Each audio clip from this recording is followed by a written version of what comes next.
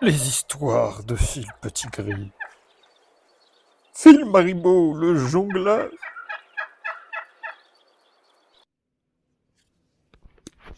Écoutez, l'indigo marchait comme il le fait. C'est une blague, j'espère. J'espère qu'il n'est pas aussi certain de lui que ce qu'il en dit. L'indigo. L'indigo. Celui qui se croit aussi véhément n'a sûrement pas toute sa tête. Sûrement pas toute sa raison. Il a cru, pas plus tard qu'hier, revenir avec du ressort, transgresser les lois, pourfendre la législation. Mais il a très vite compris qu'on ne se défait pas ainsi des lois. Notre barifon indigo s'en est allé tout penaud. Il a tout perdu, tout ce qu'il pensait. Il croyait, il était certain, il était sûr, archi sûr, persuadé qu'il aurait pu les pourfendre, les lois. Qu'il aurait pu les massacrer, les écraser, les écrabouiller. Rien de tout cela n'en a été. Rien. Strictement rien. Il en est reparti, la queue badante et pendante entre ses joues, et comme il s'en était venu. Le monstre archi de l'indigo, l'ectoplasme, l'ectaphasme, si sûr, si certain à l'origine de sa démarche, si persuadé de son bon droit, de son pouvoir et de sa force, qui s'en est retourné comme une barrique sans sel, comme un point sans serein, comme une virgule sans circonflexe, comme une badance sans romance, comme un gitan sans piercing, comme une traduction sans état d'âme. Il est parti comme il s'en était venu, aussi vite.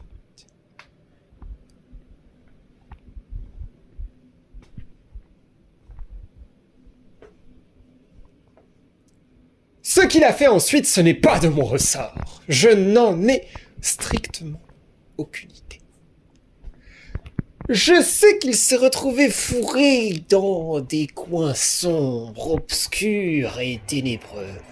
Des espèces d'entrelacs, de Bélagilagoual, de babadabadabadabada, et rien de plus.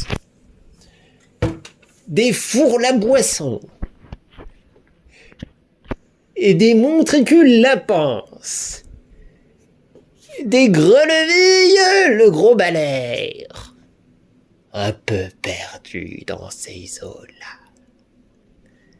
Et il n'avait plus envie. Ou plutôt, il s'était fait défaire, démettre toute sa force, son énergie, sa beauté, sa véhémence. Encore une fois, sa beauté, cette beauté si forte que l'on a au départ, s'en était allée. Elle s'était fait éclipser par les dures réalités de notre monde. Comme un coup de fusil, et même le fusil à pompe de près en pleine poire.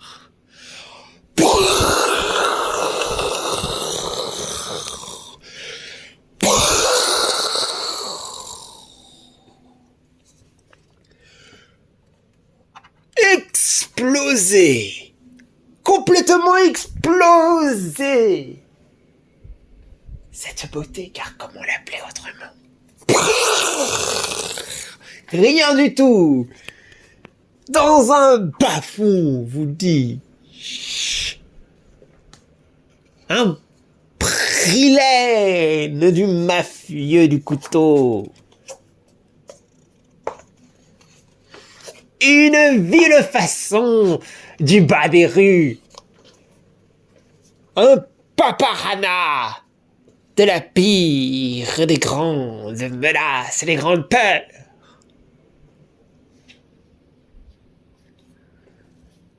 Et je mets le bol de la trianderie, tombé au plus bas, plus personne n'en voulait. Même pas les truands, et même pas lui-même de lui, lui-même, lui de lui-même. Ha! Il fallait le voir! L'homme à l'origine si beau, si fier, si en droit de se croire à ce qu'il allait, et qui maintenant, aujourd'hui, se retrouvait améchi sur une chaise. Ha! Sur une chaise! Comme je vous le dis, parfaitement! Sur une chaise, mes amis! Sur une chaise! Il fallait le voir sur sa chaise! Une chaise! C'est bien dans ces endroits-là et dans ces moments-là que la chaise apparaît aussi drôle. Oh la chaise, la chaise, la chaise.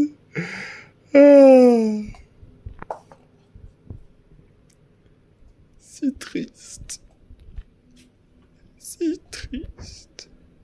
Car enfin, comment faire pour que tout le monde triomphe de la vie?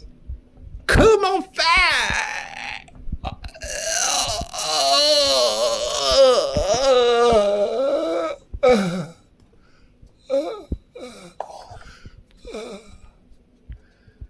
Il fallait commencer par s'occuper de tous ces bois rien ramassés sur les chaises. Commencez par engager des gens qui les soulèvent, des souleveurs de bras, des gens qui passent leurs bras au-dessous des leurs, en passant sous les aisselles, par les aisselles, pour les soulever de dessus des chaises, des souleveurs de bras, des preneurs d'aisselles. Il fallait commencer par en engager en masse. Les souleveurs de bras, des preneurs d'aisselles. En masse, il fallait en engager. Qui parcourrait le monde partout, qui trouverait tous ces bouffeurs de chaises pour les prendre par-dessous les deux bras, par-dessous les deux bras, par-dessous les jambes, par la tête même, par le cou, ha, comme des chats, pour les soulever. Et même s'ils retombaient par terre, au moins ils étaient par terre, ils n'étaient plus sur une chaise. C'était une autre condition, et bien plus intéressante que celle de la chaise. Les soulever, les soulever. Ils ouvrent les bras, qui auraient d'autres missions, le cri à l'oreille, comme je le fais. Ah, ah, ah,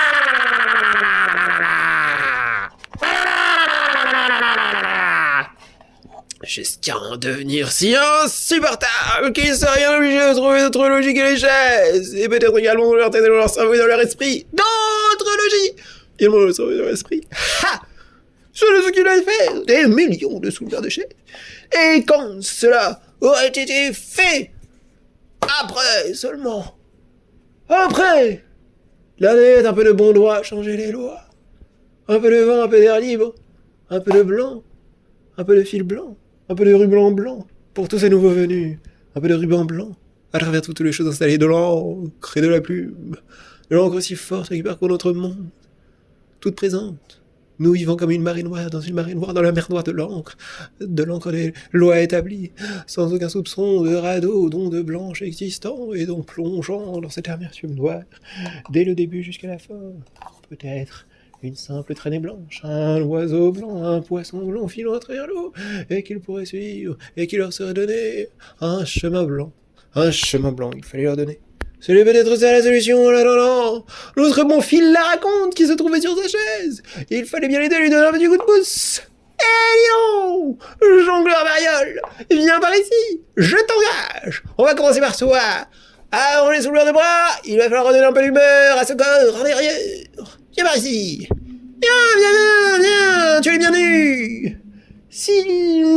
le charmeur, le jongleur, viens par ici. Tu vas le faire rire. Première étape.